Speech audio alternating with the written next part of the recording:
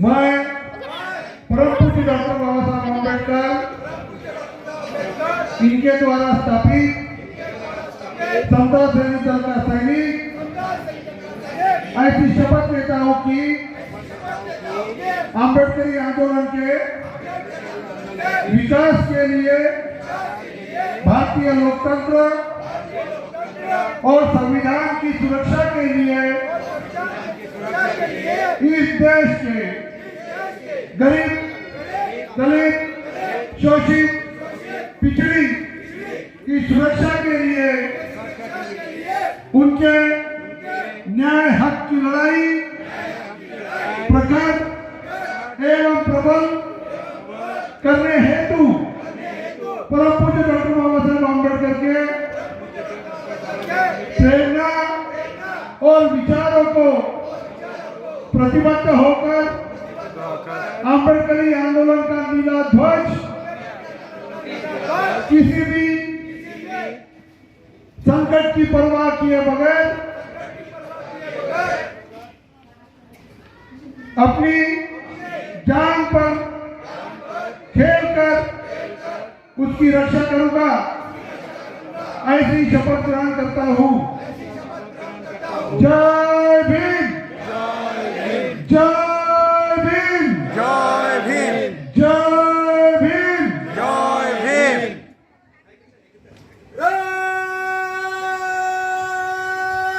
सलट कर दो, जनरल सलट, सलट। भीम, तथागत सिद्धार्थ गौतम बुद्ध जिंदाबाद, तथागत सिद्धार्थ गौतम बुद्ध जिंदाबाद, जिंदाबाद, राजा संरक्षक जिंदाबाद, जिंदाबाद, राजा संरक्षक जिंदाबाद, जिंदाबाद, शरत्यापुरम पूज्य डॉक्टर बाबा अम्बेडकर जिंदाबाद, जिंदाबाद, शरत्यापुरम पूज्य डॉक्टर बाबा अम्बेडकर जिंदाबाद, जिंदाबाद, महाप्राण जोगींद्रनाथ मंडल जिंदाबाद, जिंदाबाद, महाप्राण जोगींद्रनाथ मंडल जिंदाबाद, जिंदाबाद, भारत राष्ट्र जिंदाबाद, जिंदाबाद, भारत राष्ट्र जिंदाबाद, जिंदाबाद। जय भीम, जय जय भीम, भीम, जय भीम, जय भीम। राष्ट्र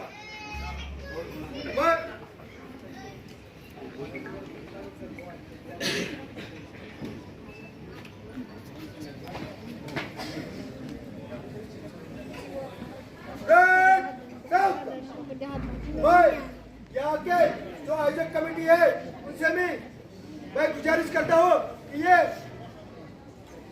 जो एंड है मार्च पास का वो हमारे प्रदेश मतलब थैंक यू वो करे। ফাঁকা আকাশে সহ্য করে কত ব্যথা কটু কথার শেষে বিজয় নিশান উড়িয়ে দিল মোদের ভাগা আকাশে। সে মোদেরই উদ্ধারকারী বিপদ ভঞ্জন যোগেন্দ্রনাথ, যোগেন্দ্রনাথ, যোগেন্দ্রনাথ। আমরা তবু তাহার সাথে করেছি বেঈমানি, ত্যাগী তারে ধরেছি জোরে আত্মস্বার্থ খানি। ভালোবেসে তবুও সে পরম হিতৈষী জন, বীতশ্রদ্ধা হয়ে কবু ফিরিয়ে নেয়নি মন। করেছে একা মোদের রক্ষা করেছে একা বিপদ ভঞ্জন যোগেন্দ্রনাথ, যোগেন্দ্রনাথ, যোগেন্দ্রনাথ। করতে সিদ্ধি নিজের বুদ্ধি সুকৌশলী বটে, বাবা সাহেবকে জিতিয়ে এনে বসালেন রাজপাট। সারা জীবনের কষ্টের ফসল করে তারে দান, দেশের কাছে পরিচয়কে পেলেন মহাপ্রাণ। সারা জীবনের কষ্টের ফসল করে তারে দান, দেশের কাছে পরিচয়কে পেলেন মহাপ্রাণ। সে মোদেরই উদ্ধারকারী মহান প্রাণ যোগেন্দ্রনাথ, যোগেন্দ্রনাথ, যোগেন্দ্রনাথ। আসুন তার আদর্শ আঁকড়ে ধরে আমরা শপথ করি, তার দেখানো পথটি বেয়ে জয়ের নিশান ধরি, আসুন তার আদর্শ আঁকড়ে ধরে আমরা শপথ করি, তার দেখানো পথটি পেয়ে জয়ের নিশান ধরি, হয়ে একসাথে ধরি হাতে হাতে ভুলে গিয়ে অহমিকা, খুঁজিতে এসেছিল পরিয়ে গেল মোদের জয় টিকা, হয়ে একসাথে ধরি হাতে হাতে ভুলে গিয়ে অহমিকা, খুঁজিতে এসেছিল পরিয়ে গেল মোদের জয় টিকা, জানি নিশ্চয় আর কেহ নয়, জানি নিশ্চয় আর কেহ নয়, সে মহান প্রাণ যোগেন্দ্রনাথ, যোগেন্দ্রনাথ, যোগেন্দ্রনাথ।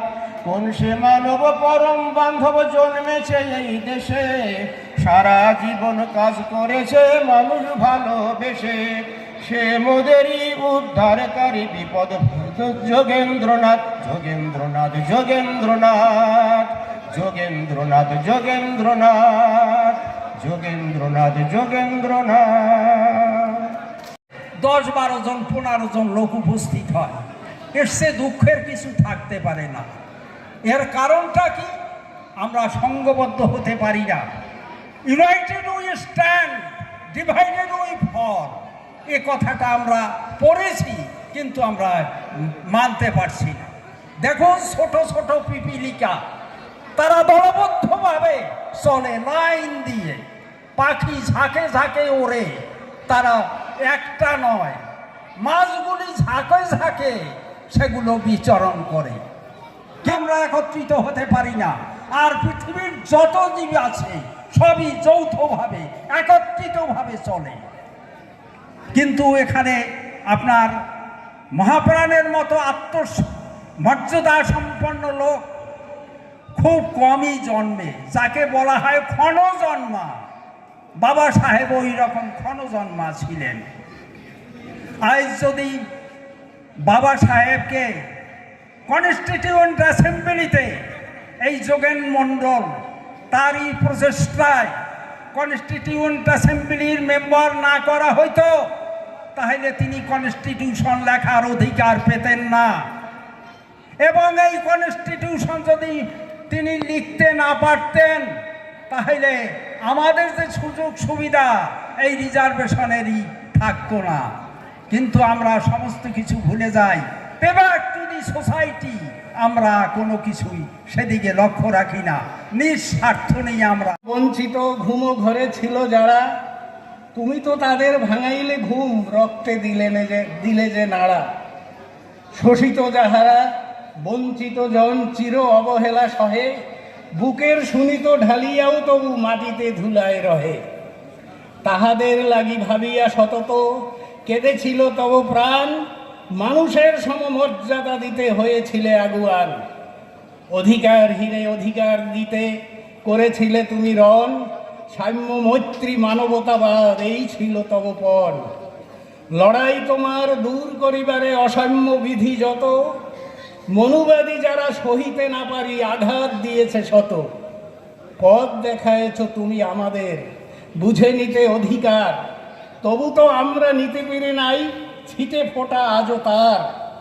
ক্লান্তিবিহীন যোদ্ধা যে তুমি, সার্থক তব নাম, মনুবাদী দেশ ভারতবর্ষ দেয়নি তাহার দাম। তবু তুমি আছো অন্তরে গাঁথা, চিরকাল রবে তাই। হে মহাপ্রাণ, তোমার প্রাণের মৃত্যু কভুও নাই। মঞ্চে উপস্থিত বক্তাগণ এবং বাকি সবাইকে আমার জয় হরিচাঁদ, জয় গুরুচাঁদ, জয় ভীম, নম বুদ্ধায়। সাথীও, আজ 29 জানুয়ারি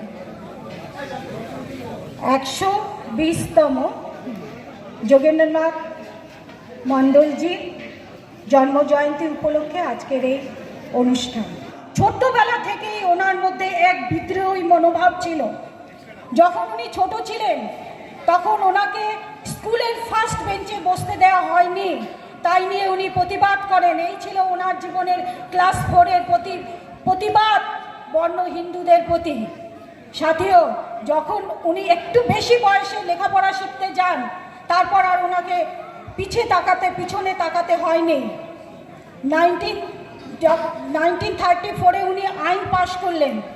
আইন পাশ করার পর ভারতবর্ষের তখন এক ছিল।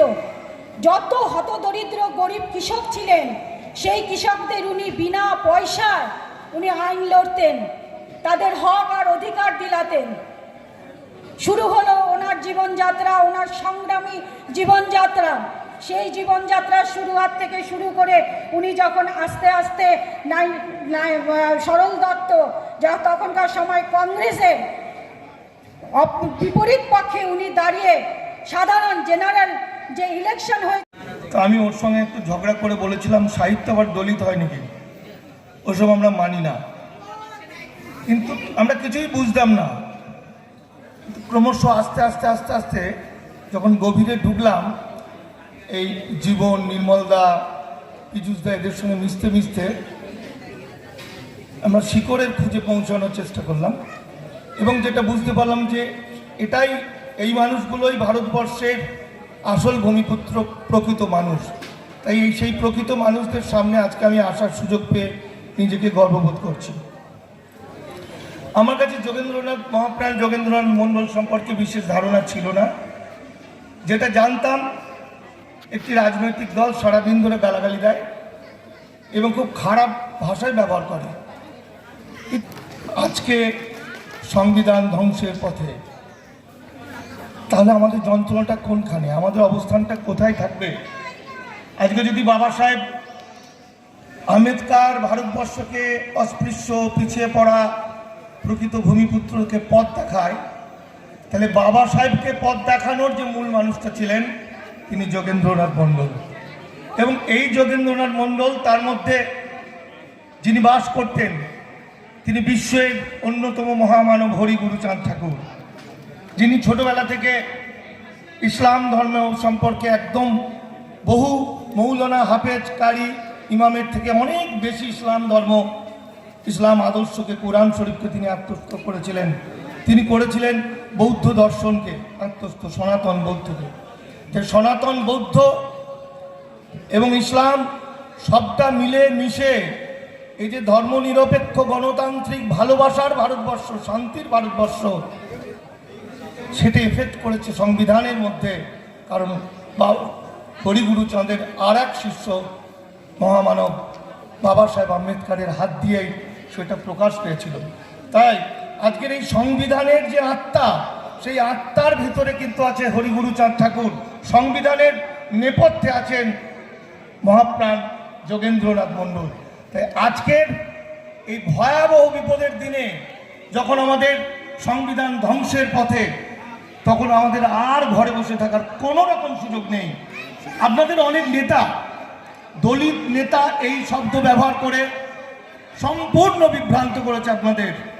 আজকের তারিখে ভারতের সংবিধান এবং ভারতের আইনের দিয়ে আপনাদের বাঁচার কোনো রাস্তা নেই।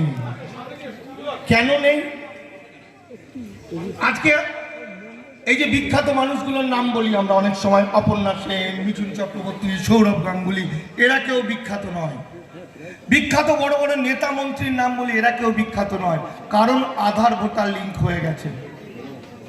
যতক্ষণ আধার ভোটার লিঙ্ক না ছিল ততক্ষণ আমরা চিহ্নিত হইনি। আধার ভোটার লিঙ্কের মাধ্যমে 1952 সালের ভোটার লিস্টে কার নাম আছে তা চিহ্নিত হয়ে গেছে, কার নেই। গতকাল রাত্রের খবর আপনাদেরই ঘনিষ্ঠ একজন ফোন করে জানালেন, ঢাকা বিশ্ববিদ্যালয়ের প্রাক্তন ছাত্র সমিতি কিছু একটা আছেন, তাদের 23 জনের কাছে চিঠি গেছে, এনআরসির প্রমাণ দিতে হবে 1951 সালের কাগজ। ফলত আজ যে ভয়াবহ অবস্থায় হয়েছে, কেউ কেউ প্রচার করেছে, লাগাতার প্রচার করেছে, এই আইনে আমরা শরণার্থী হয়ে গেছি। মানুষ মনে করছে শরণার্থী হয়েছে, তাহলে এখন আমরা আন্দোলন করব কেন, পরে দেখা যাবে। কেউ শরণার্থী হয়নি, কোনো মানুষকে শরণার্থী করা হয়নি। আইনটার সম্পর্কে সম্পূর্ণ 100% মিথ্যা কথা বলেছে ব্রাহ্মণ্যবাদী সমস্ত নেতারা, আর সঙ্গে যুক্ত হয়েছে আপনাদের দলিত নেতারা। যে কারণে লোকে মনে করেছে আমি তো শরণার্থী, ইলিগাল মাইগ্রেন্ট থেকে, সুতরাং আমি এখন আন্দোলন করব না, এখন ঘুমিয়ে থাকি, পরে করব। কিন্তু আইন ইমপ্লিমেন্ট যা শুরু হয়েছে, 1,70,00,000 আধার কার্ড রেশন কার্ড বাতিল হয়েছে পশ্চিমবঙ্গে, যার 30 লাখ যদি ভুয়ো হয় তাহলে 1,40,00,000 লোক কারা? 6 মাসের মধ্যে 8 লাখ আধার কার্ড বাতিল হয়েছে। এই প্রসেস চলছে। এই বছর 2023 আধার ভোটার লিঙ্ক হয়েছে, সব বাতিল হয়ে যাবে। এই জন্যে আবার বলছি, আমি শেষ করছি, আমি এই ব্যাপারে খুব ভদ্রলোক, আমাকে 4 মিনিট 5 মিনিট বললে আমি 4-এ শেষ করি। আচ্ছা, ঘটনা হচ্ছে আগে রোগটা ধরতে হবে, তবে আমরা ওষুধ দিতে পারবো। সবাই নাগরিক বলে চিৎকার করে কোনো লাভ নেই। ফাঁসি দিয়েছে সবাই নাগরিক এই শব্দ, ফাঁসি দিয়েছে ভোটার কার্ড আছে তাই আমরা নাগরিক এই শব্দ। সংবিধানের 326 নম্বর ধারা বলছে আগে নাগরিক হও, নাগরিকরা জনপ্রতিনিধি নির্বাচিত করবে। অর্থাৎ ভোটার কার্ড যদি নাগরিকত্ব প্রমাণ হতো তাহলে নাগরিকত্ব আইন কি জন্যে? তাহলে নো এনআরসি নো সিএ আন্দোলন কেন? তাহলে আসামের 19 লক্ষ মানুষ বেনাগরিক হলো কেন? আজকে মিঠুন চক্রবর্তীকে পথে নামানো হয়েছে, বলেছে আসল ভোটার কার্ড যদি আপনার কাছে থাকে, এই আসল শব্দটার মধ্যেই লুকিয়ে আছে। আজকে সরকার যা ডিসিশন নিয়েছে, উদ্বাস্তু কলোনিগুলো নানা রকম আইন করে সমস্ত কেড়ে নেওয়া হচ্ছে, কারণ সব কারখানা তৈরি হবে। দিদি অদ্ভুতভাবে বলেছেন সমস্ত কারখানা হবে এবং দাস শ্রমিক হবে। আমি যে কথাগুলো বলছি মিলিয়ে নেবেন, এর পক্ষে যা যা ডকুমেন্ট লাগবে আমাকে চাইবেন। এই জন্য আমি একটা গ্রন্থ আপনাদের জন্য লিখেছিলাম, সিএ বিভ্রান্তি আইন কি বলছে, লিখেছিলাম সিএ নো সিএ দুটোই ভাওতা। যতক্ষণ সংবিধানের 6B বাতিল না হবে, সংশোধন না হবে। বাবা সাহেব করে গেলেন যে আজকে যদি আমি 1 গ্লাস গরম দুধ খাই আমার কাছে অমৃত, কিন্তু 76 বছর পর খেলে সেটা বিষ হয়ে যাবে। বাবা সাহেব তখন যেটা রচনা করে গেছেন, কেউ এলেই আবেদন করবে ডিএম এর কাছে, সে নাগরিক হয়ে যাবে, কিন্তু কাউকে বলেনি ব্রাহ্মণ্যবাদীরা। আজকে 75 বছর পর বলছে ওই আইনে ধরবো। সুতরাং যতক্ষণ পর্যন্ত সংবিধানের 6B সংশোধন না হবে, পাসপোর্ট অ্যাক্ট ফরেন অ্যাক্ট সংশোধন না হবে, ততক্ষণ কোনো দিন সিএ হতে পারে না। আর সিএ না হলে নো সিএ হতে পারে না। সিএ নো সিএ দুটোই ভাওতা দিয়ে আজকে এই এনআরসিটা করিয়ে নিল। এনআরসি ব্যাপক পরিমাণে চলছে, আর কয়েকদিনের মধ্যে ঝাঁপিয়ে পড়বেন, পরপর নাম বাতিল হবে। কিন্তু আমাদের জয় নিশ্চিত, এর চেয়ে ভালো সময় আর আসেনি। बंगाल पवित्र किया वो महाप्राण जोगेंद्रनाथ मंडल के विचारों को, कार्यों को मैं अभिवादन करता हूँ। मैं कल जब आया, आपको आश्चर्य होगा, मैं जैसे कार से नीचे उतरा, पहले नीचे इधर आया और ये मिट्टी अपने सर को लगा दी कि यदि अगर ये मिट्टी ना होती तो मैं ना होता और ये मंच ना होता और मैं कुछ ना होता। इसलिए ये पवित्र भूमि को मैं नमन करता हूँ। साथियों, आज के इस कार्यक्रम के अध्यक्ष माननीय मलिक दा, सुभाष चंद्र मलिक दा, संतु हलदर, विमल सिन्हा जी, वैसे आज के कार्यक्रम के जो मुख्य अतिथि है, जिन्हें लगता है भारत में महाप्राण जोगेंद्रनाथ मंडल के ऊपर अगर किसी ने बहुत ज्यादा रिसर्च किया होगा और अपना समय लगा दिया होगा, ऐसे डॉक्टर संजय गजभिया आए हुए हैं। मेरे नागपुर से खूब सारे साथी आए हैं। आज इतनी बड़ी फौज को लेके, जाबाज फौज को लेके समता सैनिक दल के लोग यहाँ आए हैं। और इस कार्यक्रम के पीछे एक एक्टर है जो पर्दे पे नहीं आता, KL विश्वास और मेरी दीदी शिवानी। मैं उनको अभिवादन करता हूं और अपनी बात यहाँ रखने जा रहा हूं। इस कार्यक्रम में महाप्राण जोगेंद्रनाथ मंडल का जीवन संघर्ष, लगता है संजय गजभिया साहब के अलावा ज्यादा कुछ नहीं बोल सकते, इसलिए मैं उसको बात नहीं रखूंगा।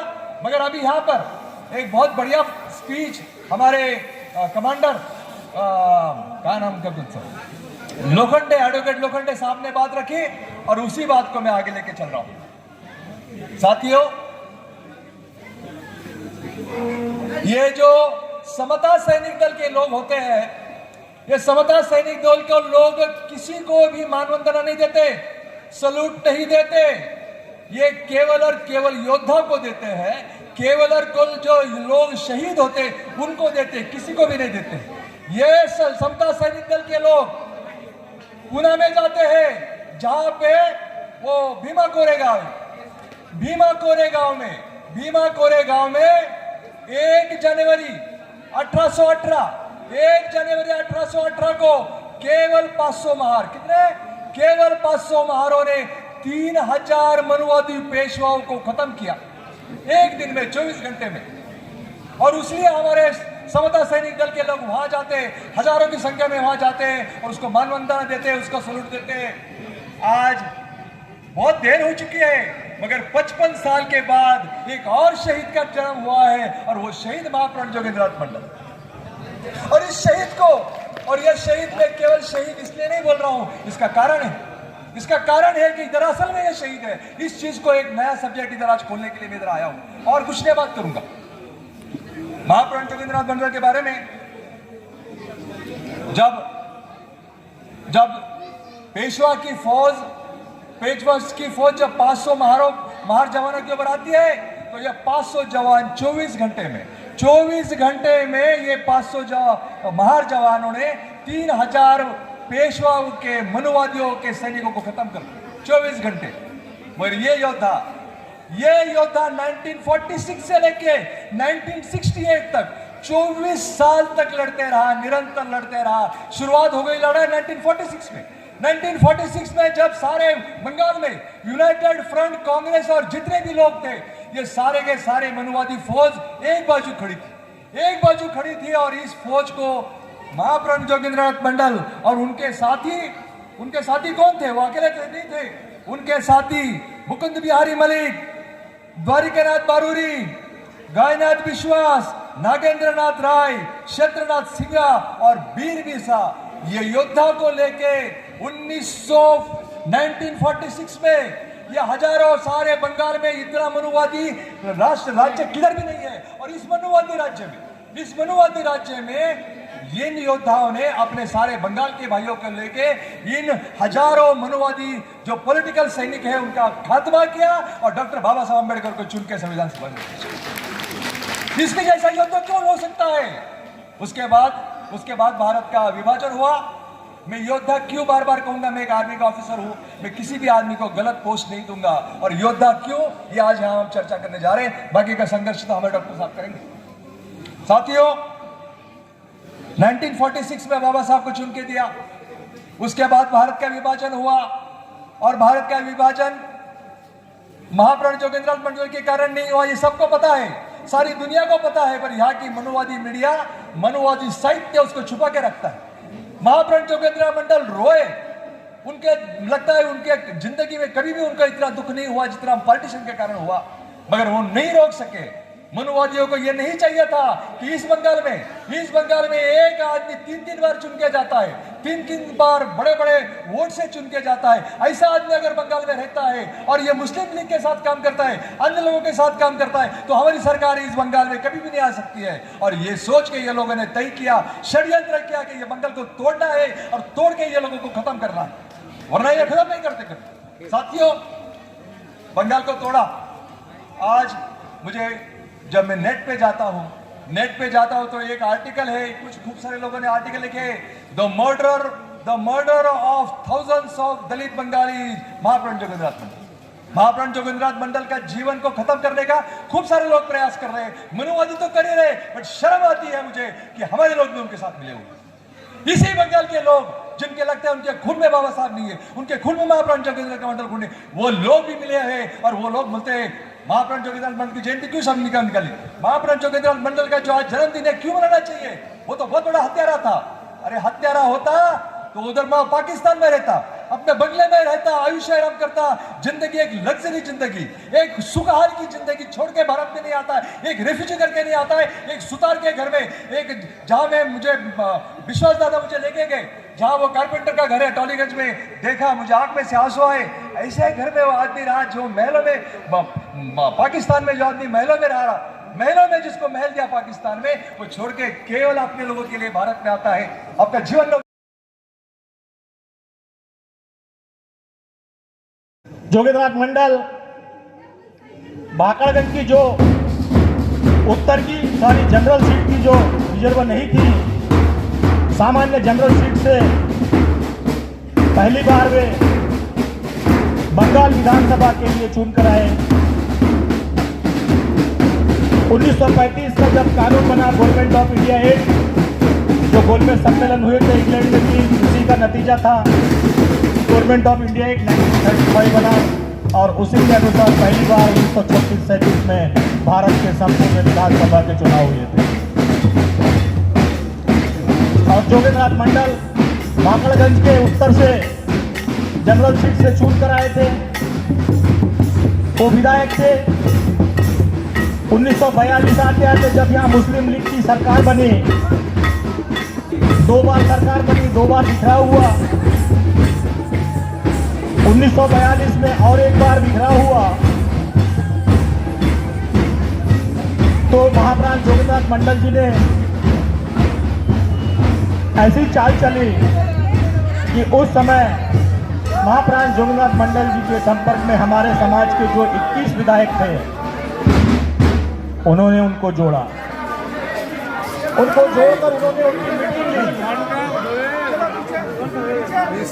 और वो विधायकों की मीटिंग लेकर उन्होंने कहा कि हमारे 21 विधायक हैं, हम जिस भी गुट को समर्थन देंगे उस गुट की सरकार बन सकती है।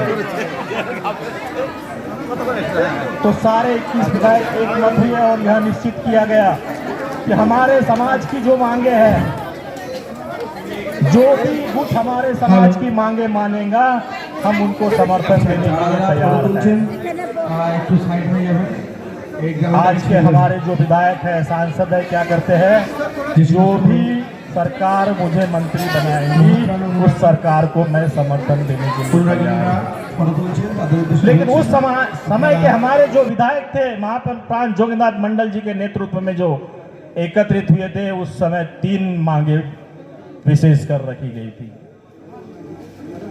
उनकी पहली मांग थी कि हम जिस गुट को समर्थन देंगे तो 3 मंत्री कम से कम हमारे सरकार में लेना होगा। उनकी दूसरी मांग थी कि हमारे कम से कम 3 विधायक जो रहेंगे उनको अलग अलग आयोग में, अलग अलग कमीशन में लेना होगा। और उसी के साथ हमारे समाज की यहां पर जितनी जनसंख्या होंगी, जनसंख्या के अनुपात में रिजर्वेशन देना होगा। स्कूल में विद्यार्थी, हमारे समाज की जितनी जनसंख्या होंगी उतने विद्यार्थियों के लिए उतने प्रतिशत स्कॉलरशिप की व्यवस्था करनी होगी। कॉलेज खोलना होगा, स्कूल खोलना होगा। जोगेंद्रनाथ मंडल अपना घर भरने के लिए या अपना घर बनाने के लिए, अपना महल बनाने के लिए ये काम नहीं कर रहे थे, बल्कि हम तो कांग्रेस को लगा कि हो न हो डॉक्टर अंबेडकर संविधान सभा से यहां खड़े हो सकते हैं। और कांग्रेस के उस समय के अध्यक्ष ने, जो यहां के एंग्लो इंडियन विधायक थे, उन्होंने कहा था कि हमारी यहां पर जो लोक संख्या है, बिहार, बंगाल, उड़ीसा और असम में 21,000 है, कम से कम हमको 7 संविधान सभा में 7 प्रतिनिधि मिलना चाहिए। उस समय के कांग्रेस के अध्यक्ष ने इनकी बातों को मानने से इनकार कर दिया, इसका बहिष्कार किया। इसका नतीजा यह हुआ कि यह जो एंग्लो इंडियन विधायक थे, इन्होंने चुनाव का बहिष्कार कर दिया। जो बाबा साहब को लग रहा था कि मुझे इनके मत मिलेंगे, वह आशा धूमिल हो गई। बाबा साहब अंबेडकर के मुंह से शब्द निकले, अब मेरे देश से किसी भी स्थान से चुनकर आने की कोई संभावना नहीं है। एक समय तो जोगेंद्रनाथ मंडल भी निराश हो गए। फिर उन्होंने नई रणनीति बनाई। यहां पर विधानसभा के लिए, अनुसूचित जाति के लिए 30 सीटें आरक्षित थी और 26 सीटों पर कांग्रेस के विधायक चुनकर आए थे। एक सीट पर शेड्यूल कास्ट फेडरेशन के महाप्राण जोगेंद्रनाथ मंडल और 3 सीट जो थी वह रिजर्व सीट थी, लेकिन वो किसी पार्टी के कार्यकर्ता नहीं थे, हमारे ही समाज के लोग थे जो चुनकर आए थे। अब किसी तरह बाबा साहब अंबेडकर का नामांकन करना था। नामांकन करने के लिए कम से कम 2 विधायकों की जरूरत थी, एक प्रस्तावक के रूप में, दूसरा अनुमोदक के रूप में। और विधायक तो एक ही भाई बाबा साहब अंबेडकर के पास, बाबा साहब का फॉर्म कैसे भरे? माफ करना 5 मिनट ज्यादा लूंगा।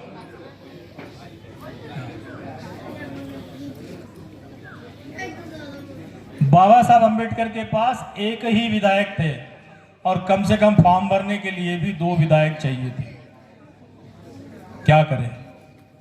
जोगिंद्रनाथ मंडल विचार में पड़ गए और उनको याद आया कि हमारे जो भाई है समाज के, जो स्वतंत्र रूप से चुनकर आए हैं, नगेंद्र नाथ नारायण रॉय रंगपुर से विधायक है,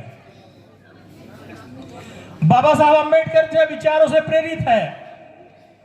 हो सकता है कम से कम पहले बाबा साहब का फॉर्म भरने का तो जुगाड़ कर लिया जाए, बाकी बातें बाद में देखेंगे। महाप्राण जोगिंद्रनाथ मंडल रंगपुर गए। उस समय के विधायक नगेंद्र नारायण रॉय से मिले। उस समय वो बीमार चल रहे थे, चल फिर नहीं सकते थे, उठ बैठ नहीं सकते थे, पलंग पर ही लेटे लेटे थे। महाप्राण जोगिंद्रनाथ मंडल ने कहा कि बाबा साहब को संविधान सभा के लिए यहां से चुनकर लेने की जिम्मेदारी हमने ली है, बाबा साहब का फॉर्म भरना है, कम से कम 2 विधायकों की जरूरत है, हमारे पास एक ही विधायक है। आप बाबा साहब अंबेडकर को यदि समर्थन देते हैं तो हम बाबा साहब का नामांकन कर सकते हैं।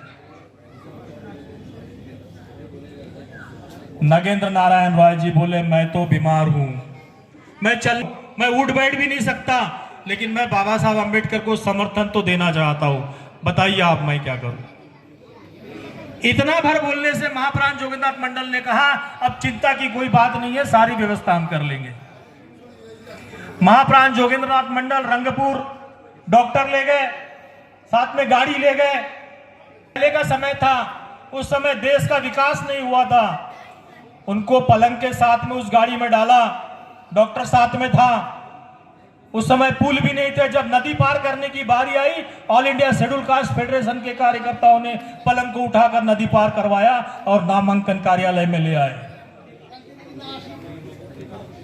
प्रस्तावक के रूप में महाप्राण जोगिंद्रनाथ मंडल ने हस्ताक्षर किए 8 जुलाई 1946, तारीख लिख लीजिए। और पलंग पर लेटे लेटे ही अनुमोदक के रूप में नगेंद्र नारायण रॉय ने हस्ताक्षर किए। इस प्रकार से बाबा साहब अंबेडकर का नामांकन हुआ। अब बाबा साहब अंबेडकर का नामांकन तो हो गया। अब नामांकन होने के बाद जब खबरें चलने लगी, कांग्रेस ने तो प्रयास किया था, कांग्रेस के सरदार वल्लभ भाई पटेल ने यहाँ के उस समय के यहाँ बंगाल प्रदेश कांग्रेस कमेटी की जो अध्यक्ष थे किरण शंकर रॉय, इसी दौरान कांग्रेस कमेटी की ऑल इंडिया की बैठक थी। किरण शंकर रॉय को कहा गया कि आप बंगाल में ही रहकर डॉक्टर अंबेडकर के गतिविधि पर नजर रखिए, वे वहां से फॉर्म भी न भर पाए, इसकी आप दखल लें। आपको अधिवेशन में या ऑल इंडिया कांग्रेस कमेटी के बैठक में आने की जरूरत नहीं। कांग्रेस ने गुप्त बैठक लेके ऐसे प्रयास भी किया था। और सरदार वल्लभ भाई पटेल ने भी कह दिया था खुलेआम, हमने डॉक्टर अंबेडकर के लिए संविधान सभा के दरवाजे और खिड़कियां तो क्या, वेंटिलेशन तक बंद कर दिए हैं, रोशनदान तक बंद कर दिए हैं। देखते हैं डॉक्टर अंबेडकर संविधान सभा में कैसे घुसते हैं। कांग्रेस के इतने विरोध के बावजूद भी जोगिंद्रनाथ मंडल घबराए नहीं। उधर किसी पत्रकार ने लिख दिया, अखबार में लिख दिया कि कांग्रेस के लोग तो डॉक्टर अंबेडकर को अपना वोट नहीं देंगे विधायक, हो सकता है कम्युनिस्ट पार्टी के विधायक जोगिंद्रनाथ कांग्रेस पार्टी कम्युनिस्ट पार्टी के विधायक डॉक्टर अंबेडकर का अपना वोट दे दे और वह चुनकर आ जाए।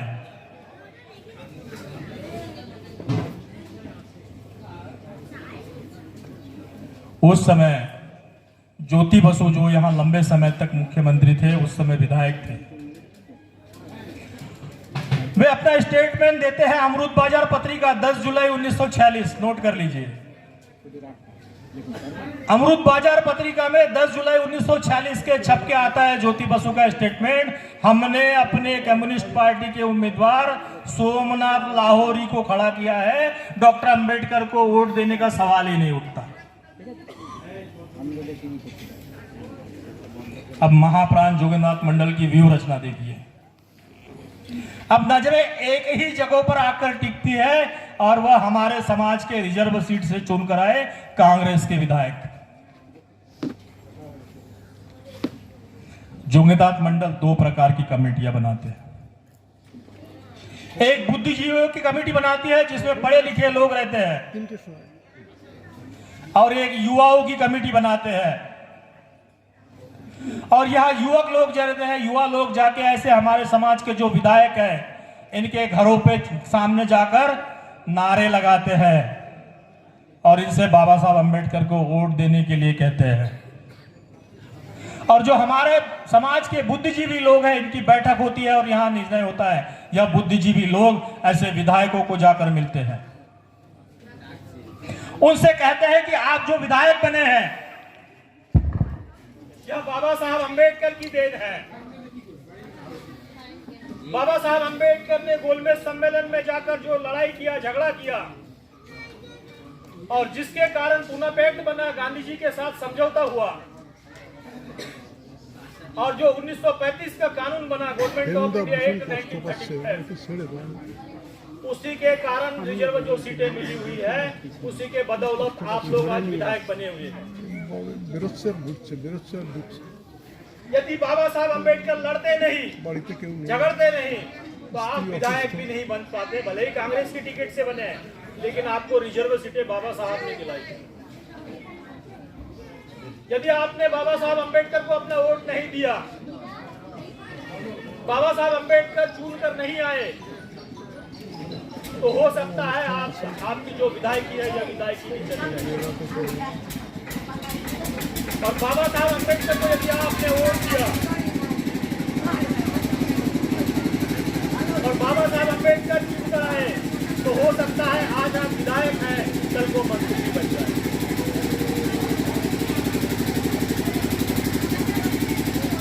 इस तरीके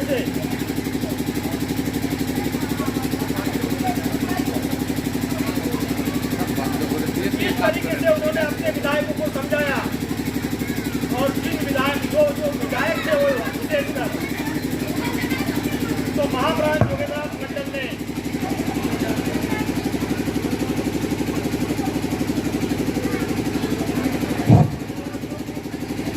जोगेंद्रनाथ मंडल ने यहां एक पार्टी बनाई थी, इंडिपेंडेंट शेड्यूल कास्ट पार्टी, जो 1938 में बनाई थी। और बाबा साहब अंबेडकर ने 19 जुलाई 1942 में जब नागपुर में all India schedule caste federation बनाई, तो महाप्राण जोगेंद्रनाथ मंडल ने 1943 में अपने पार्टी का विलय all India schedule cast party में कर दिया था। कौन करता है अपने पार्टी का विलय आज?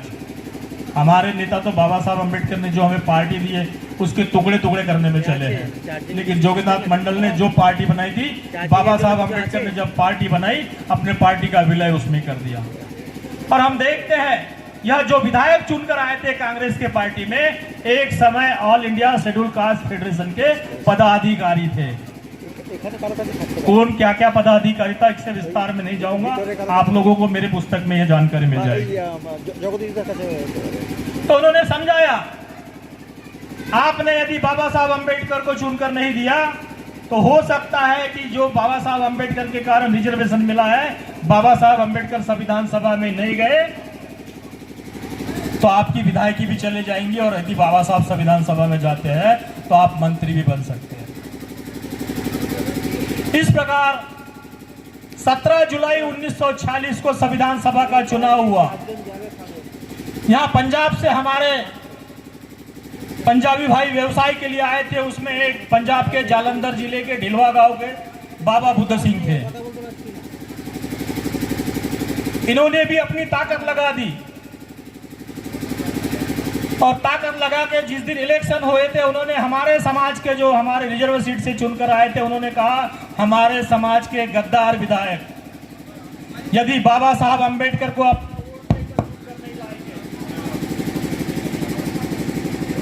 तो वे अगले दिन का सूरज नहीं देख पाएंगे। और मैं भी अपनी जान दे दूंगी।